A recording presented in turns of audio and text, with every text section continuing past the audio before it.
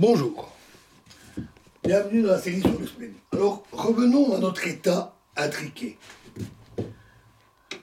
A1, B1 plus A2, B2. Supposons que l'on fasse une mesure sur la particule A pour connaître son état. Le résultat sera 1 ou 2 avec une chance sur 2. Mais ce résultat n'est pas prédéterminé. L'état n'était pas déjà 1 ou 2 avant la mesure, mais sans être connu. L'état de A est initialement réellement indéterminé. C'est un état superposé, comme nous l'avons vu, sous sa forme ondulatoire. La preuve étant que le comportement d'une particule dans l'état A1 plus A2 est différent de l'état d'une particule qui serait A1 ou A2 sans qu'on sache lequel. Les comportements sont différents. Par exemple, les états superposés peuvent donner lieu à des phénomènes d'interférence, comme dans l'expérience de Young, où l'onde passe par les deux fentes à la fois. Mais si on mesure A, disons, dans l'état 1, alors l'état global se réduit à A1B1, puisqu'on sait que c'est A1, après mesure. Et donc, on est certain de trouver B dans l'état 1 lors d'une mesure, alors que, a priori, lui aussi avait une chance sur 2 de se trouver dans l'état 1 ou 2, sans être prédéterminé. Et ce même d'ailleurs si les deux particules sont très largement séparées. Et ce résultat est confirmé par l'expérience, très facilement. C'est comme si les deux particules échangeaient de l'information. Comme si A, la particule A disait à la particule B, on m'a trouvé dans l'état 1. Donc, fait de même. En réalité, ce phénomène est plus subtil. Il ne peut pas être utilisé pour transférer de l'information. En somme, ça vient à dire que je fais une mesure sur A, mais celle-ci est aléatoire.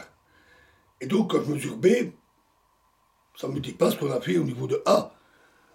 J'ai un résultat qui, là aussi, du côté de B, si on ne sait pas ce qui se passe du côté de A, c'est aussi un résultat aléatoire. Et si je fais différentes formes de mesures côté de A, je vais avoir un résultat de B sur B qui est compatible avec les résultats de A, mais à cause du caractère aléatoire, on ne peut pas en déduire la manière dont a été faite la mesure sur A. En fait, on peut même le démontrer de manière rigoureuse, et c'est un théorème de la mécanique quantique. Cela conduit donc à douter de cette interprétation d'un échange d'informations. Il est d'ailleurs possible d'interpréter la mécanique quantique sans cela, sans un tel échange, même si c'est un peu difficile.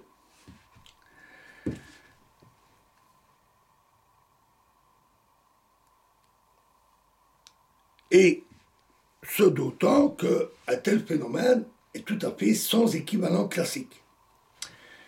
En effet, Bell avait fait une hypothèse, suite aux travaux d'Einstein, d'ailleurs, dans ce qu'on a appelé le fameux paradoxe PR. Il a dit, supposons qu'il y ait à l'intérieur des particules A et B une machinerie inconnue. Nous ne la connaissons pas du tout, mais qui détermine le résultat d'une mesure. Éventuellement, selon la manière dont on ferait la mesure. C'est l'hypothèse des variables cachées. Le résultat de la mesure sur A est une fonction de certains paramètres lambda cachés dans la particule et de la façon dont on fait la mesure pour mesurer l'état 1 ou 2. Et ce résultat est alors bien déterminé. Et le mystère de l'intrication disparaît.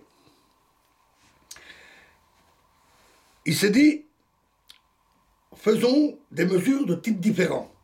Typiquement, on a des spins et on mesure des angles. On mesure le spin dans certaines directions, selon certains angles.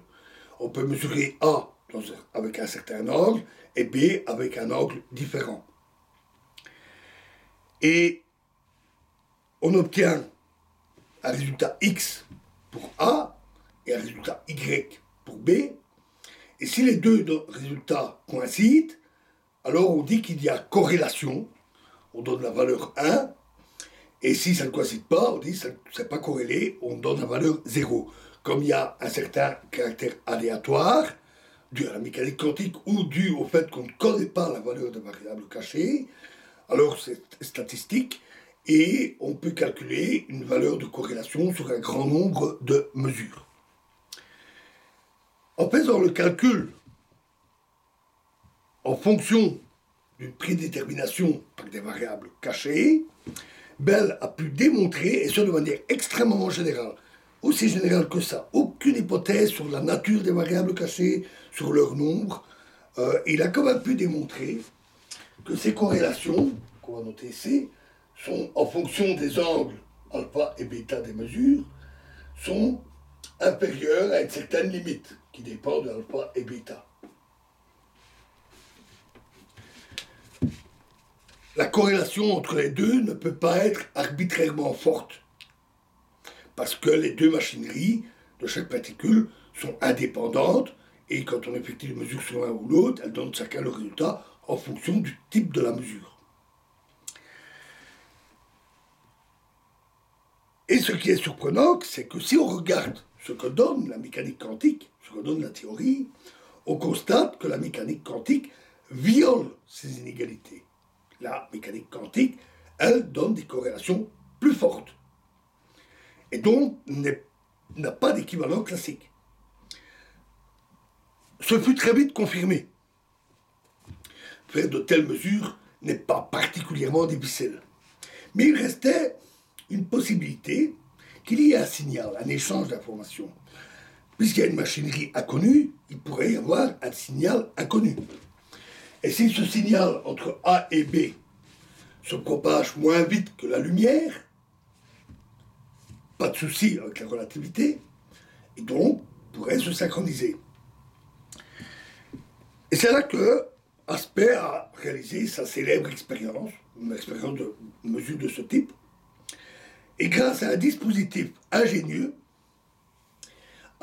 Aspect a pu s'arranger pour que la décision du type de mesure faite et la mesure en elle-même soient réalisées si vite qu'aucun signal, allant moins vite que la lumière ou à la vitesse de la lumière, n'avait le temps de se propager entre les deux. Et donc, si on respecte la relativité, aucun signal ne peut être échangé. Et là aussi, le résultat est tombé, la mécanique quantique était toujours correcte. De plus, à cause de la relativité, dans un tel cas, où les mesures sont faites pratiquement en même temps, simultanément, comme on dit, dire A a été mesuré avant B, ou B a été mesuré avant A, dépend de l'observateur. C'est une des caractéristiques de la relativité.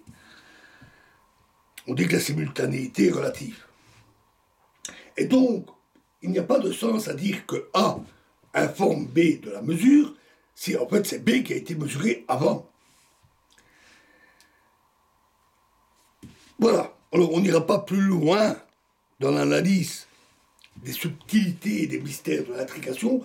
J'ai aussi une série dans YouTube avec l'intrication que vous pouvez regarder, où je creuse un peu plus loin. Et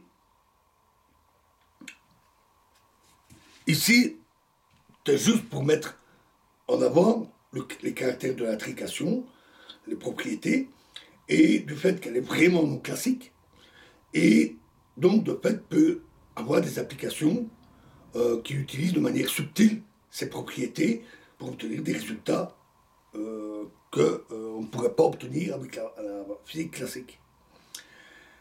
L'intrication est sans doute un des aspects quantiques les plus frappants les plus étranges et les plus profonds de la mécanique quantique. Voilà, alors j'ai dit que Bell, typiquement, c'était des mesures de spin, et c'est une série sur le spin, et donc dans la prochaine vidéo, nous allons parler des états intriqués avec le spin. Je vous remercie.